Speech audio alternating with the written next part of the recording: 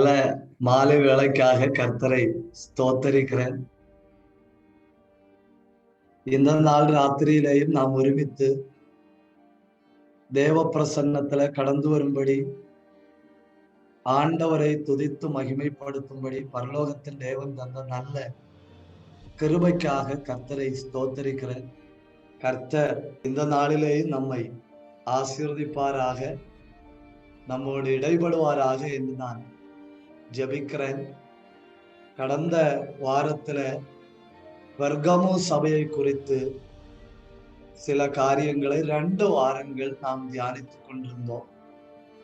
அவர்களுக்கு ஆண்டவர் கொடுத்திருக்கிற வாக்கு தத்தம், மறைவான மன்னாவை தருவேன், வெண்மையான குறிக்கல்லை தருவேன் என்பவைகளை நாம் ஜெபத்தோடு கூட தியானித்துக் கொண்டிருந்தோம். ஆதி நாட்கள்ல ராஜாக்களுடைய வீட்டு கல்யாணங்களுக்கு எல்லாரையும் கூப்பிட மாட்டார்கள். ராஜாக்களுடைய வீட்டுல கல்யாணத்திற்கு மனிதர்களை கூப்பிடுவது குறைவு. அப்படி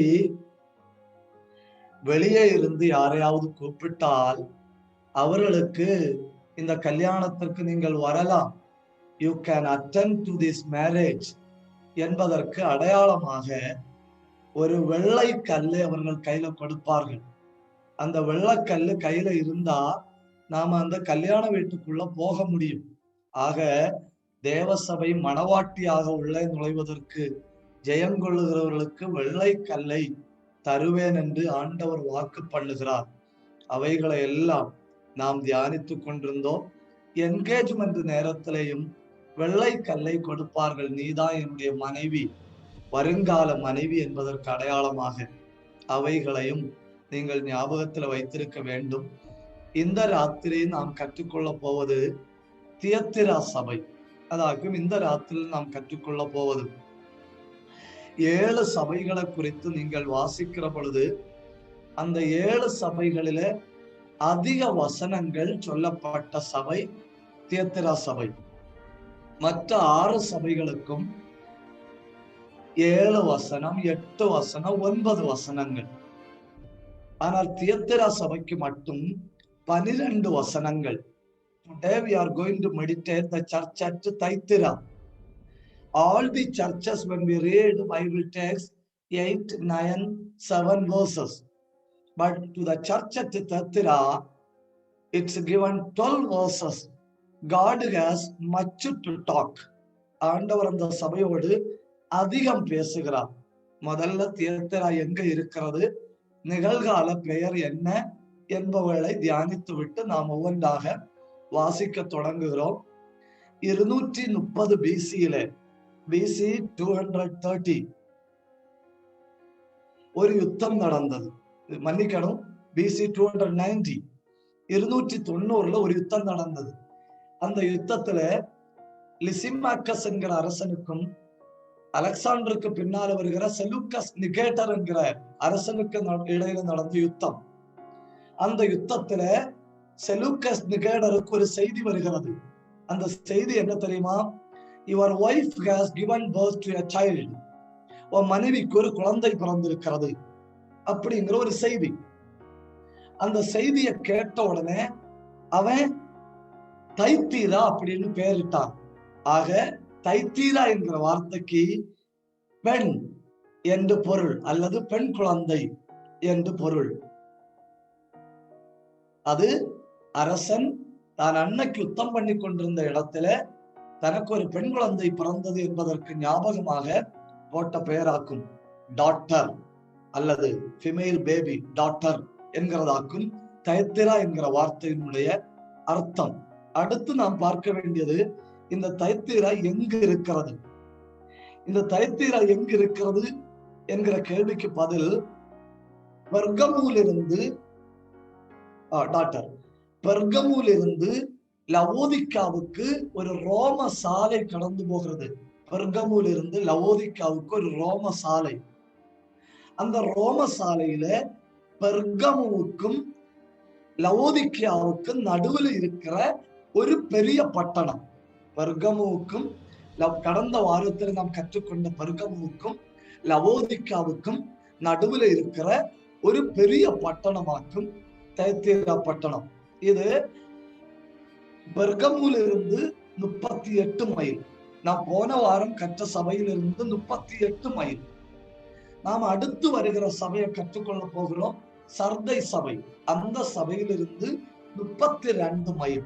பெர்கமு சபையிலிருந்து 38 மைலும் சர்தை சபையிலிருந்து 32 மைலும் அமைக்கப்பட்டிருந்த ஒரு பட்டணமாக்கும் பெர்கமு.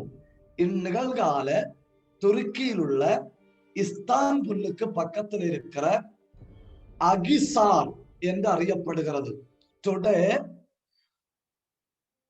Thyatira is called Agisar. It is located between 35 miles, 38 miles from Pergamos, 32 miles from Sardis. அடுத்து தி பிசினஸ். அங்க உள்ள முக்கியமான பிசினஸ் என்ன? அங்க உள்ள முக்கியமான பிசினஸ் என்பது தோல் பதனிடுதல், டேனர் அப்படின்னு சொல்லுவாங்க. தோல் பதனிடுதல் அங்குள்ள முக்கியமான பிசினஸ். அடுத்து பிரான்ஸ் ஸ்மித். பிரான்ஸ் ஸ்மித் வெண்கலத்தை அடித்து உருக்குதல் அங்க உள்ள முக்கியமான பிசினஸ்.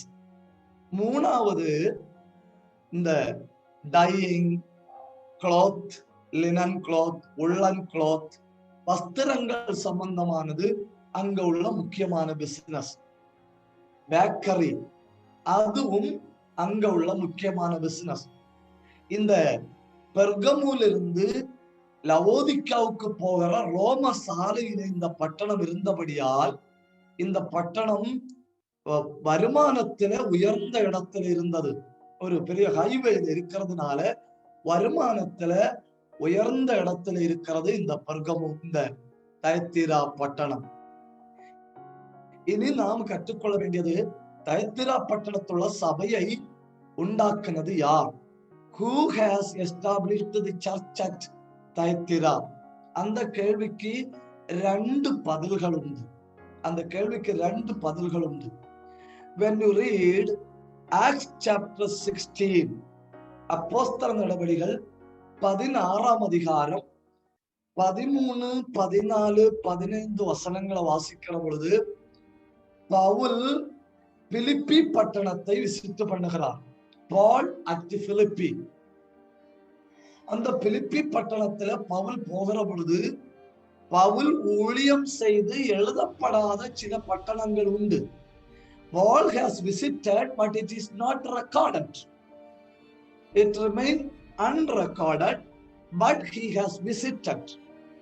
அந்த அப்படி பவுல் சென்று ஒரு பட்டணத்துல ஊழியம் செய்து தியத்தீரா சபை ஸ்தாபித்ததாக ஒரு வரலாறு கூறுகிறது.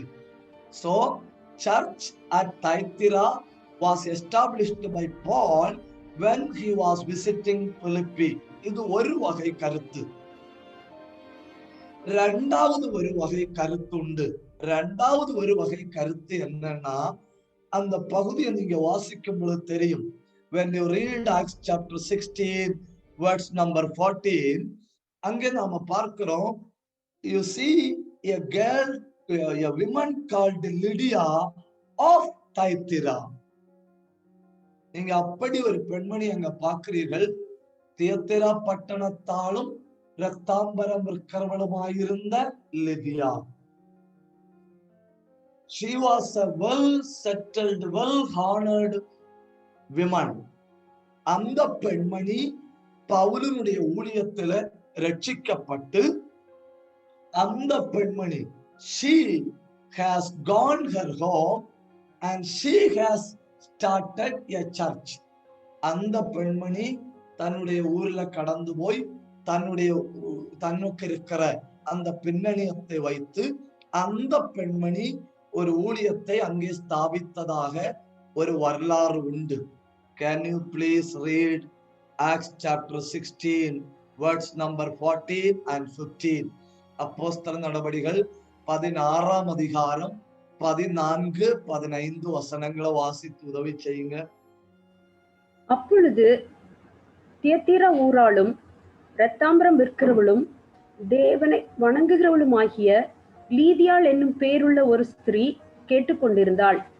பவுல் சொல்லியவைகளை கவனிக்கும்படி கர்த்தர் அவள் இருதயத்தை திறந்தருளினார். அவளும் அவள் வீட்டாரும் ஞானஸ்நானம் பெற்ற பின்பு அவள் எங்களை நோக்கி, நீங்கள் என்னை கர்த்தரிடத்தில் விசுவாசமுள்ளவள் என்று எண்ணினால் என் வீட்டிலே வந்து தங்கியிருங்கள் என்று எங்களை வருந்தி கேட்டுக்கொண்டாள். அந்த வசனத்தை வாசிக்கும் நீங்க பார்த்திருப்பீங்க. ஒரு ஆற்றங்கரையில ஜெபம் பண்ணும்படி போனார்கள். பிலிப்பி பட்டணத்தில இருந்து ஒரு நாள் தூரத்தில் இருக்கு ஸ்ட்ரைமோன் என்கிற ஆறு. அந்த ஆற்றங்கரையில இவர்கள் போகவில்லை. பிலிப்பி பட்டணத்திலிருந்து 1 மைல் தூரத்தில் இருக்கு கேங்கைட்ஸ் என்கிற ஒரு ஆறு. அந்த ஆற்றின் கரையில இவர்கள் போனார்கள். அந்த பெண்மணியை பற்றி வேதம் சொல்லுது, அந்த பெண்மணி ஒரு யூத பெண்மணி. அந்த பெண்மணி ஒரு யூத பெண்மணி, தேவ பயம், தேவனுக்கு பயந்த ஒரு பெண்மணி. அந்த பெண்மணி பவுலுடைய வாயிலிருந்து திருவசனத்தை கேட்டு கர்த்தரை ஏற்றுக்கொண்டு அவள் வீட்டார் எல்லாரும் ரட்சிக்கப்பட்டு she might have gone to her own place and established a church. இப்படி ஒரு சிலர் கூறுகிறதும் உண்டு. கூறுவதற்கு காரணம் என்னவென்றால், அங்க பாருங்க, இரத்தாம்பரம் விற்கிறவன் அது ஒரு சாதாரண தொழில் அல்ல. நீங்க டேட் பைபிளை வாசித்தா தெரியும், 3 வகை இரத்தாம்பரங்கள் உண்டு. 3 வகை இரத்தாம்பரங்கள். 1வது வகை இரத்தாம்பரம் ஒரு வகை மண்ணு. அந்த மண்ணுல வஸ்திரங்களை முக்கி இரத்தாம்பரம் நிறத்து கொண்டு வருவார்கள். அது மலிவான இரத்தாம்பரம். அது 1-2 தடவை உபயோகிக்கும் போதே கலர் போய்விடும். 2வது ஒரு வகை இரத்தாம்பரம் உண்டு. அது ஒரு செடியிலிருந்து அதன் இலையையும் அதனுடைய பழத்தையும் எடுத்து இடித்து அதுல உண்டு பண்ணுகிற இரத்தாம்பரம். அது கொஞ்சம் விலை உயர்ந்தது. 3வது ஒரு வகை இரத்தாம்பரம் உண்டு. அது ஒரு வித புழு. அந்த புழுவை இடித்து அந்த புழுவினுடைய இரத்தத்தை எடுத்து அந்த புழுவினுடைய இரத்தத்துல வஸ்திரத்தை முக்கி கொண்டு வருகிற இரத்தாம்பரம் பர்பிள். இந்த 3வது வகை இரத்தாம்பரத்தை எல்லாரும் பயன்படுத்த மாட்டார்கள். ராஜாக்களும் ஐஸ்வர்யவான்களும் மட்டும்தான் பயன்படுத்துவார்கள். 2 வசனங்களை பார்க்கும் உங்களுக்கு தெரியும்.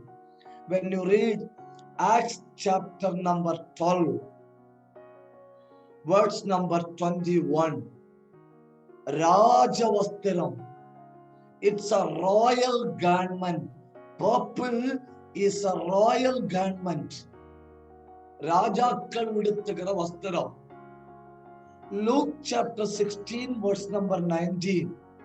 லூக்கா 16ஆம் அதிகாரம் 19வது வசனத்தை வாசிக்கிற பொழுது, பெரிய ஐஸ்வர்யவான்கள் உடுக்கிற வஸ்திரம் பர்பிள்.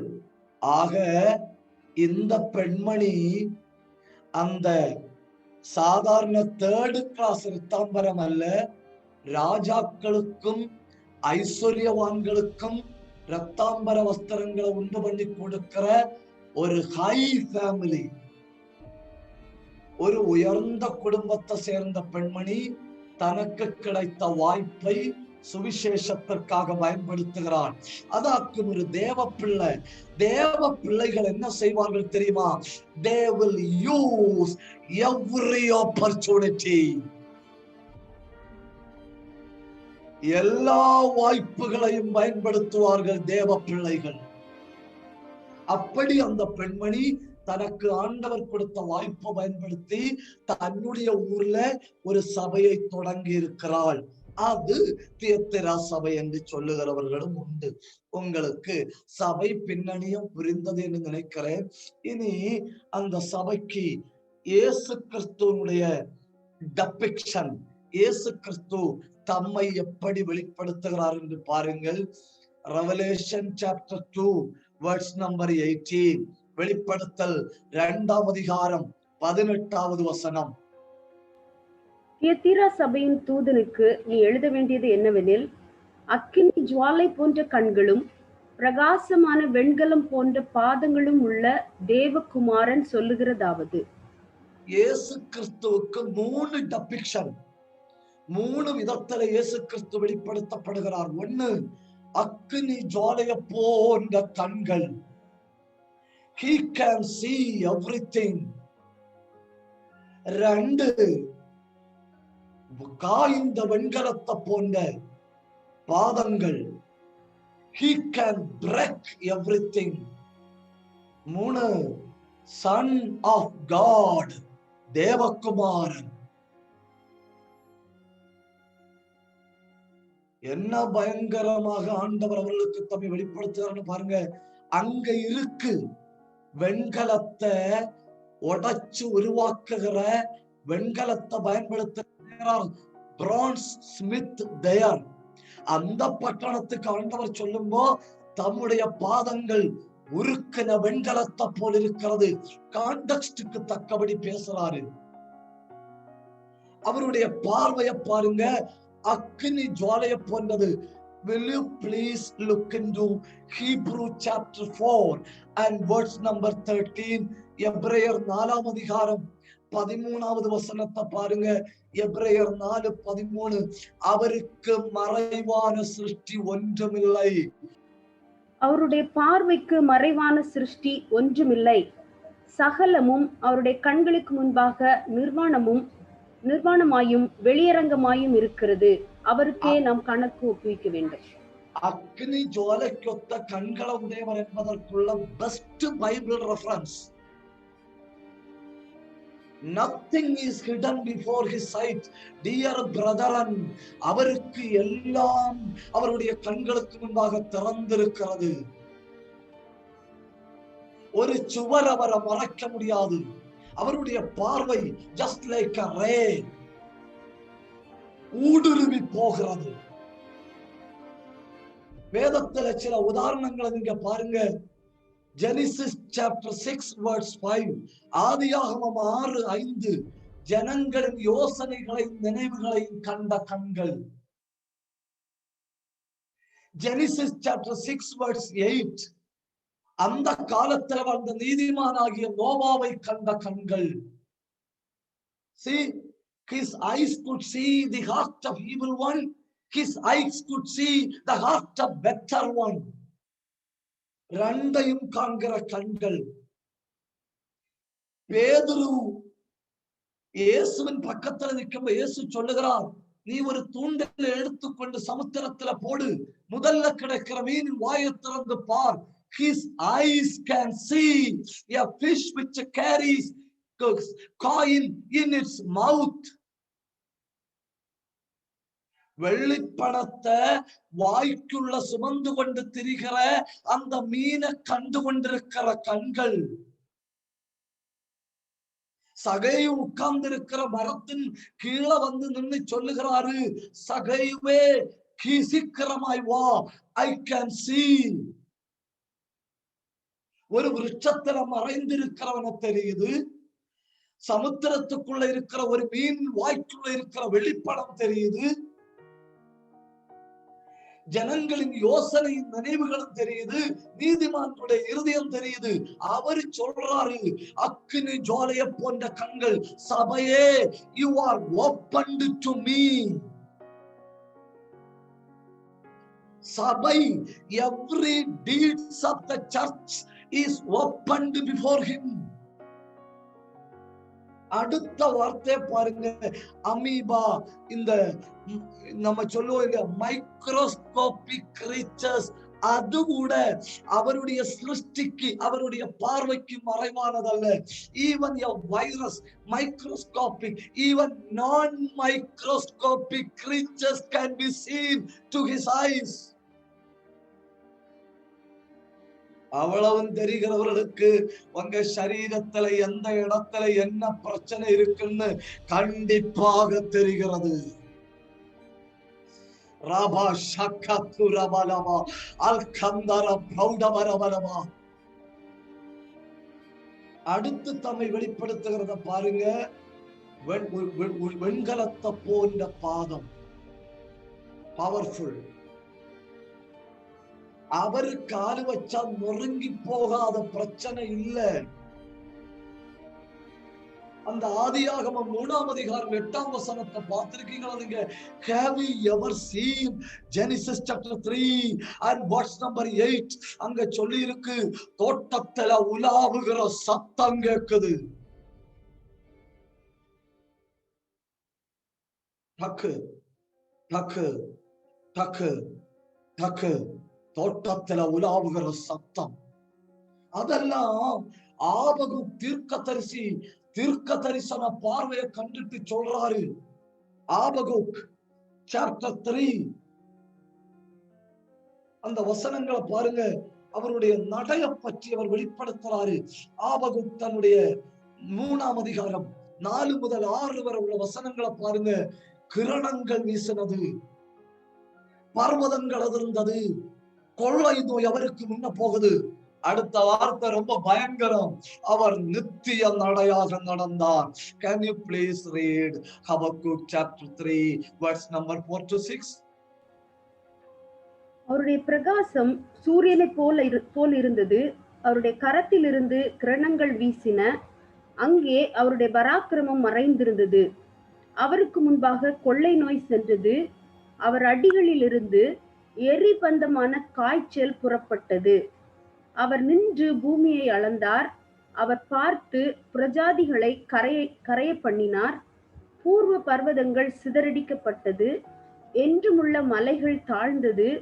அவருடைய நடைகள் நித்திய நடைகளாய் இருந்தது. என்ன பயங்கரம் இல்ல? Unforgettable steps.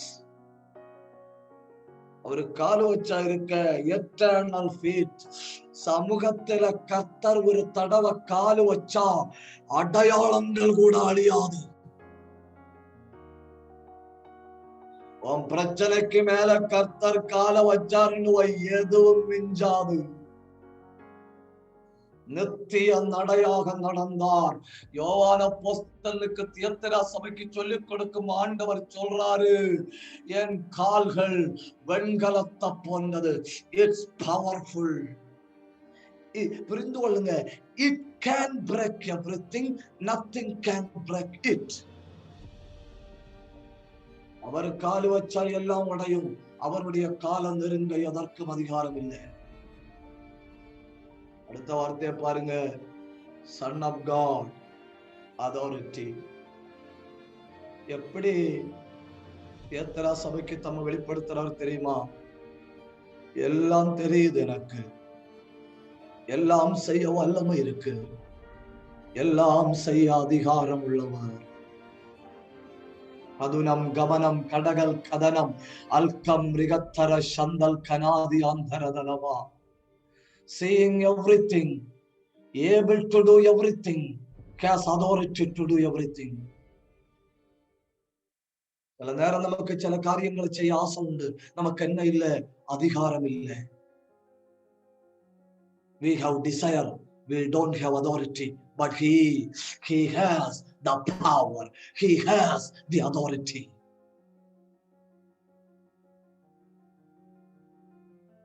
வல்லமையும் அதிகாரம் உள்ள தேவகுமாரன் 7 காரியங்களை தெரியும்னு சொல்லி அப்ரிஷியேட் பண்றாரு. God is appreciating. பாருங்க, அந்த வசனத்தை வாசிங்க. Revelation chapter 2 and verse number 13. உன் கிரியைகளையும் உன் அன்பையும் உன் ஊழியத்தையும் உன் விசுவாசத்தையும் உன் பொறுமையையும் நீ முன்பு செய்த கிரியைகளிலும் பின்பு செய்த கிரியைகள் அதிகமாய் இருக்கிறதையும் அறிந்திருக்கிறேன். I know 7 things. Number 1, I know your work. Number 2, I know your love. Number 3, I know your ministry. You know the difference between work and ministry? Work is somebody insisting us to do. Ministry, something we willingly do. Work அப்படிங்கிறது கடமை என் மேல விழுந்ததுனால செய்கிறது. Ministry அப்படிங்கிறது I do something out of love. உன் கிரியைகளை எனக்கு தெரியும், உன் அன்பு எனக்கு தெரியும். I know your ministry. அடுத்தது பாருங்க, I know your faith. அப்போ அன்பின் அளவு, விசுவாசத்தின் அளவு, இதெல்லாம் ஆண்டவருக்கு தெரியுது. அடுத்து I know your patience. Number 6, I know your past work.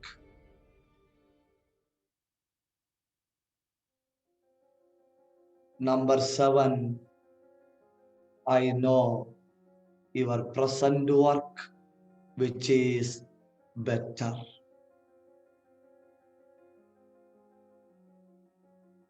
ஏழு காரியங்களை சொல்றாரு. அந்த 6-7 ரொம்ப முக்கியமானது.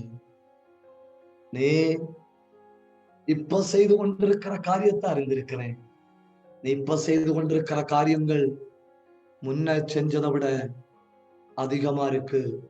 தேவ ஜனங்களே, இப்படி ஒரு வார்த்தை ஆண்டவர் நம்மளை பார்த்து சொல்லணும். இடுக்கமான காலங்களிலேயும் நெருக்கமான காலங்களிலேயும் ஆலோசனைகளை கேட்கிற நீ இப்ப செய்கிற காரியங்கள் முன்ன செஞ்சதை விட நல்லா இருக்குன்னு ஆண்டவர் நம்மளை பார்த்து சொன்னா எவ்வளவு நல்லா இருக்கும். அப்படி சொல்றாரு. இவ்வளவு காரியங்களை அவர்களை மேன்மையாக சொல்லிவிட்டு now the accusation, குறைகளை சொல்றாரு. என்ன குறைன்னு பாருங்க. 3 காரியத்தை குறை சொல்றாரு. வாசிங்க. verse number 20. ஆகிலும் உன் பேரில் எனக்கு குறை உண்டு.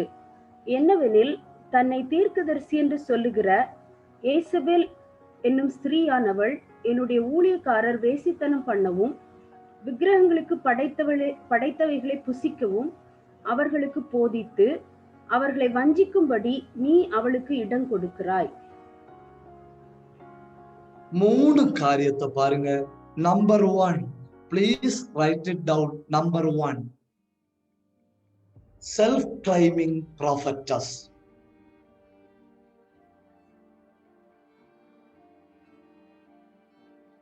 Number 2, teacher. Number 3, deceiver. தன்னை தீர்க்கதரிசி என்று சொல்லுகிறார்.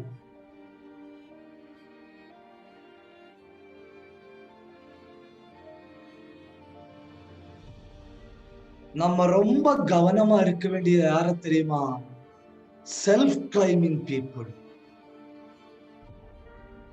இதை நீங்க எங்கேயாவது நோட் பண்ணி வைக்கணும். யாராவது ஐ ஆம் சம்திங் அப்படின்னு சொல்றாங்கன்னா ப்ளீஸ் பி கேர்ஃபுல். எல்லாரும் ஆவிக்குரிய உலகத்துல வாழ்கிற எல்லாரும் இதை கவனமா வைக்கணும். யாராவது ஐ ஆம் சம்திங் அப்படின்னு சொல்றாங்கன்னா be careful. The most dangerous matter is self-claiming to be something. தன்னை தீர்க்கதரிசி என்று சொல்லிக் கொள்ளுகிற யேசபேல். ஒரு மனுஷனை புகழ்வது கர்த்தரா இருக்கணும். நீங்க சம்திங் என்னும் நான் சம்திங் என்னும் ஆண்டவர் சொல்லணும். That will be fine and the finest. கர்த்தர் ஸ்தோத்திரம். நான் சம்திங், No, no, no.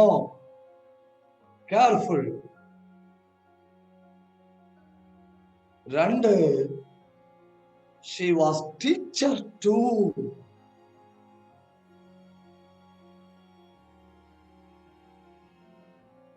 கிருபை வேற, skill வேற. Please note it down. Grace is entirely different from skill.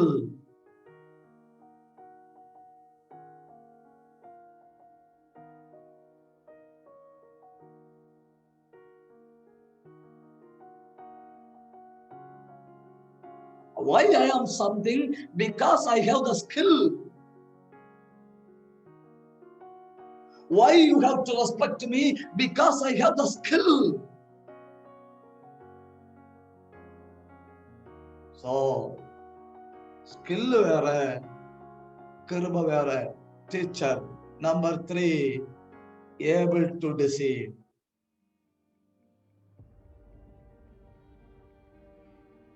I am something I can teach. So both leads to another big tragedy, which is deceiving.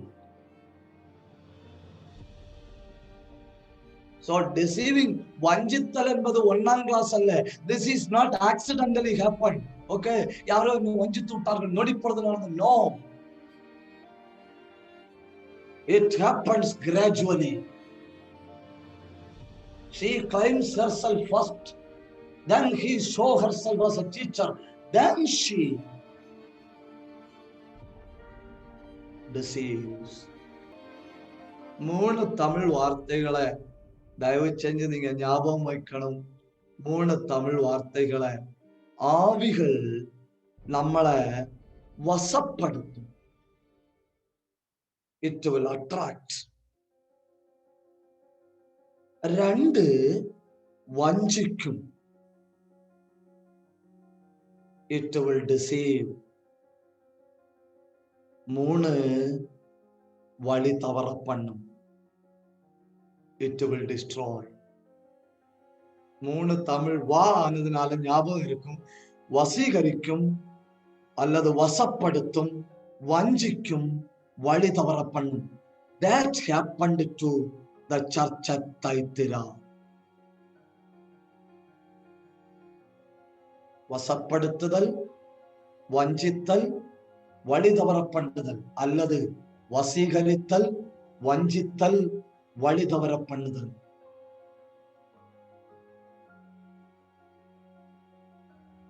என்ன பயங்கரமான ஒரு வார்த்தையை பாருங்க.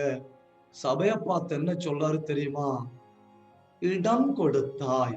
அந்த ஒரு பகுதியும் வாசிங்க. Revelation chapter 2 verse number 20, கடைசி பகுதி. அவர்களை வஞ்சிக்கும்படிக்கு நீ அவளுக்கு இடம் கொடுக்கிறாய். சபை செஞ்ச பெரிய தப்பு என்ன தெரியுமா? இந்த ஆவி உள்ள நுழைய இடம் கொடுத்தது. Church has given enough space that she may activate herself. இந்த ஆவி உள்ள நுழைஞ்சு ஊழியத்தை அழிக்கும்படி சபை இடம் கொடுத்தது. அதாக்கும் கர்த்தர் குறையா சொன்னது.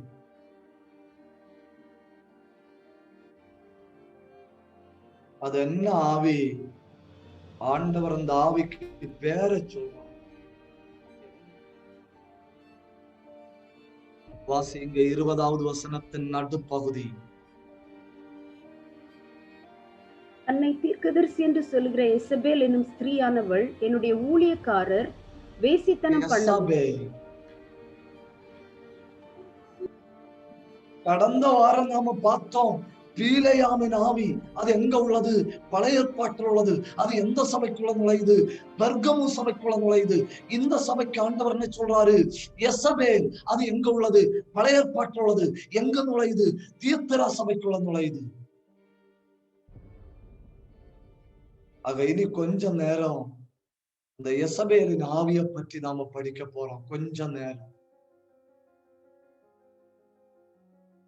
பொறுமையா உட்கார்ந்து எசபேலின் ஆவி செய்கிற 7 காரியங்களை எல்லாரும் ஞாபகத்தில் வச்சிருக்கணும்.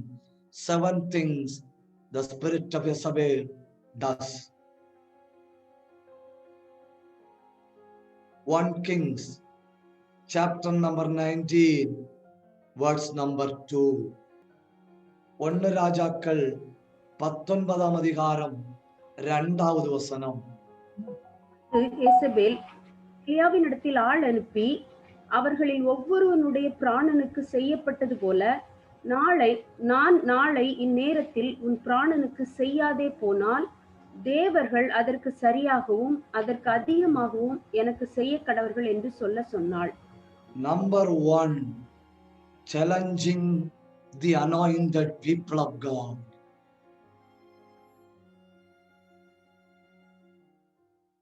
கர்த்தர் தேவனுடைய காரியத்தை வைராக்கியமா செய்யும்படி வைத்திருக்கிற அபிஷேகம் உள்ள மனிதர்களோடு சவால் விடுவது spirit of Jezebel.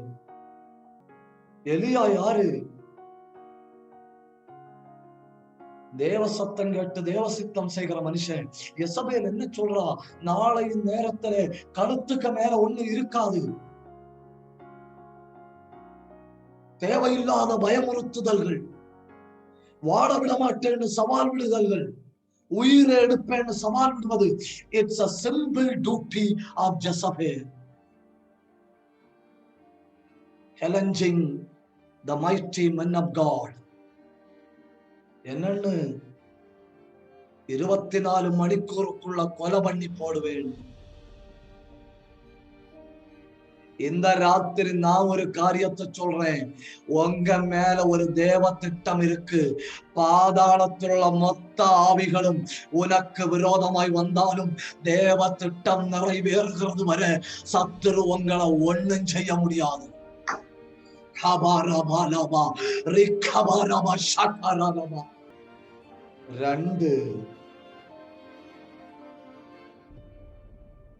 1 Kings chapter number 21 verse number 7, 8, 9. அப்பொழுது அவன் மனைவியாகிய யேசபேல் அவனை நோக்கி, நீர் இப்பொழுது இஸ்ரவேலின் மேல் ராஜ்யபாரம் பண்ணுகிறவர் அல்லவா? நீர் எழுந்து போஜனம் பண்ணி மகிழ்ச்சியாயிரும். இஸ்ரவேலனாகிய நாபோத்தின் திராட்சை தோட்டத்தை நான் உமக்கு கொடுப்பேன் என்று சொன்னாள். அவள் ஆகாபின் பெயரால் நிருபங்களை எழுதி அவன் முத்திரையை அவைகளுக்கு போட்டு அந்த நிருபங்களை நாபோத் இருக்கும் பட்டணத்தில் அவனோடே குடியிருக்கிற மூப்பரிடத்திற்கும் பெரியோரிடத்திற்கும் அனுப்பினாள். அந்த நிருபங்களில் அவள் எழுதினது என்னவென்றால், நீங்கள் உபவாசம் என்று பிரசித்தப்படுத்தி நாபோத்தை என்ன பிரசித்தப்படுத்தணுமா? உபவாசம்.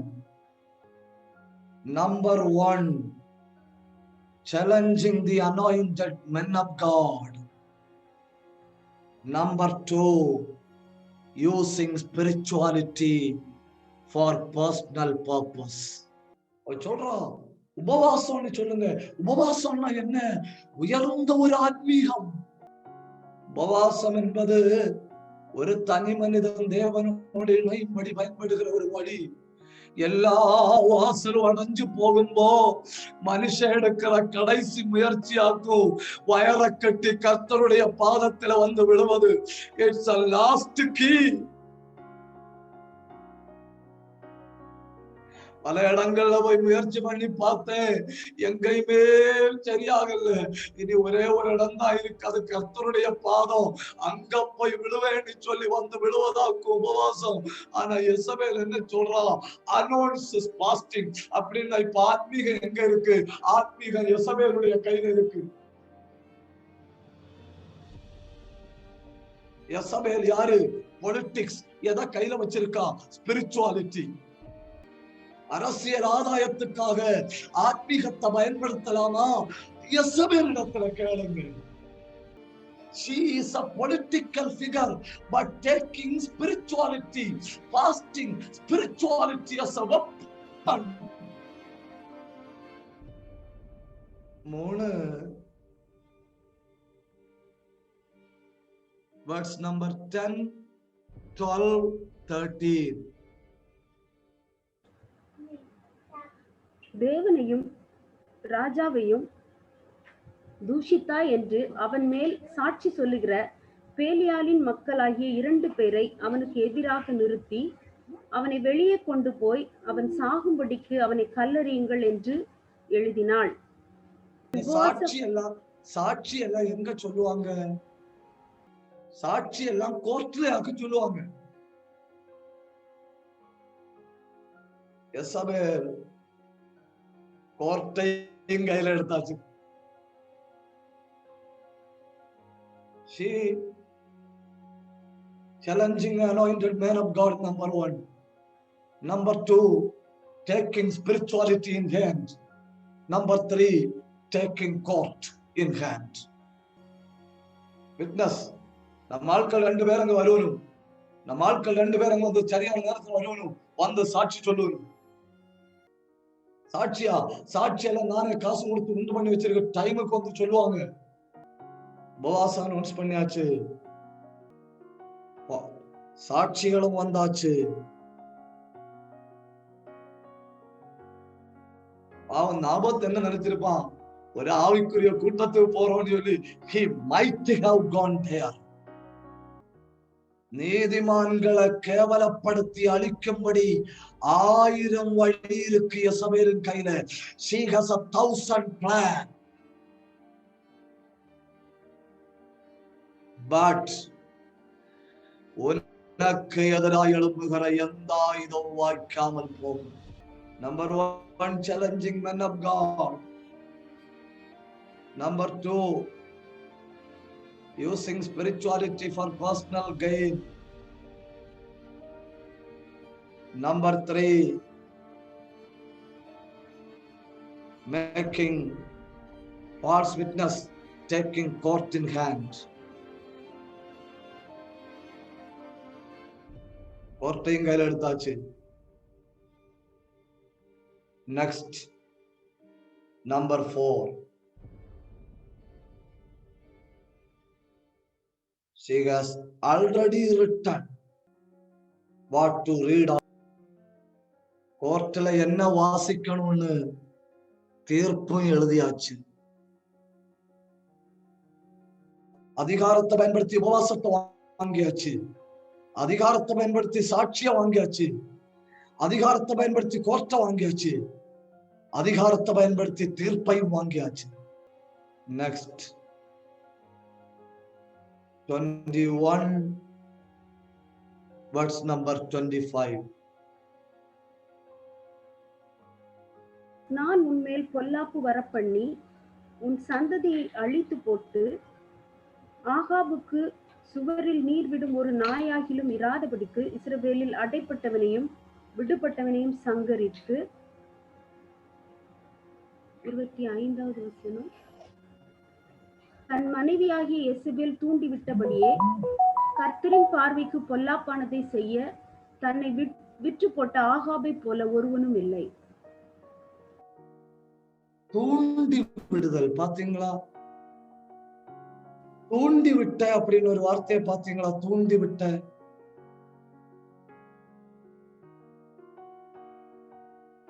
இன்ஸ்பயர் பண்ணி. சில ஆட்கள் வெளியே தலை காட்டவே மாட்டாங்க, வெளியே பிரச்சனை பண்ற மாதிரி காட்டவே மாட்டாங்க. they will just inject. அதாக்கும் Jezebel injecting the issue, injecting poison, injecting problem. Next, அடுத்ததாக்கு ஒரு பெரிய கொடுமை. 2 Kings 9:26. நேற்று நாபோத்தின் இரத்தத்தையும் அவன் குமாரனின் இரத்தத்தையும் கண்டேன் அல்லவா என்றும் இந்த நிலத்தில் உனக்கு நீதியை சரி கட்டுவேன் என்றும் அப்பொழுது கர்த்தர் சொன்னாரே, இப்பொழுதும் அவனை எடுத்து. அந்த ஒரு வார்த்தையை பாத்தீங்களா? அது ஒரு கொடுமைதானே. நாபோத்தை மட்டும் கொலை பண்ணல, she has even slaughtered the innocent children of Naboth. அடுத்தொரு ஜெபிக்கிற சந்ததி இருக்கக்கூடாது, அடுத்தொரு ஆராதிக்கிற சந்ததி இருக்கக்கூடாது, அடுத்தொரு தெய்வ சமூகத்துல நின்று போராடுகிற சந்ததி இருக்கக்கூடாதுன்னு 20 வருடத்திற்கு தாண்டி செய்ய வேண்டியதை இப்பவே செய்து விடுகிறாள். She has killed the generation of Naboth. ஒரு குற்றம் செய்யாத ஒரு மனுஷன் மட்டும் அல்ல, அந்த குடும்பத்தில் உள்ள குற்றம் செய்யாத பிள்ளைகளையும் அவள் அழிக்கப்படுவதற்கு காரணமாயிருந்தான். அடுத்த வாரத்துல நீங்க வரும் பொழுது தயவு செய்து இந்த தியத்திர சபையை கொஞ்சம் வாசிச்சுட்டு வரணும். அடுத்த வாரத்துல நம்ம கொஞ்சம் கூட ஆழமாய் தியானிப்போம். இந்த ராத்திரி ஒரு 2 நிமிஷம் நாம ஜபிக்க போறோம். எதற்காக ஜபிக்க போறோம் தெரியுமா? ஊழியங்களுக்கு விரோதமாய் செயல்படுகிற யெசபேலின் ஆவிகளை கடிந்து கொண்டு எல்லாரும் ஜபிக்க போறோம். எல்லாரும் இருக்கிற இடத்துல கண்ணை மூடி நீங்க எங்க இருந்தாலும் ஒண்ணு போராடி ஜபிங்க. இது நாம செய்ய வேண்டிய முக்கியமான ஒரு ஊழியம். இது நாம செய்ய வேண்டிய முக்கியமான ஒரு ஊழியம்.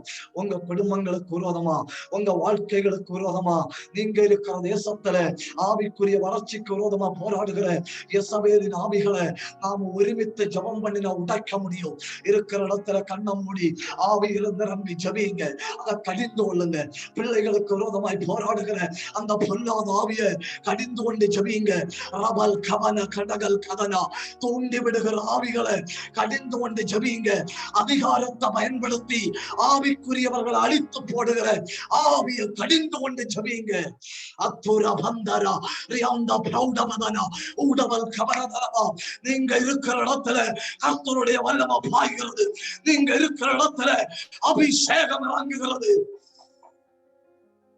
ரபம் கபம் கதனம் கடகனம் உடவல் கமன வைட பத்தாரா அல்கர சந்தரா ரியாந்தல் கவரதரமா ஊடவல் பிரௌடமரமர விஷயம்.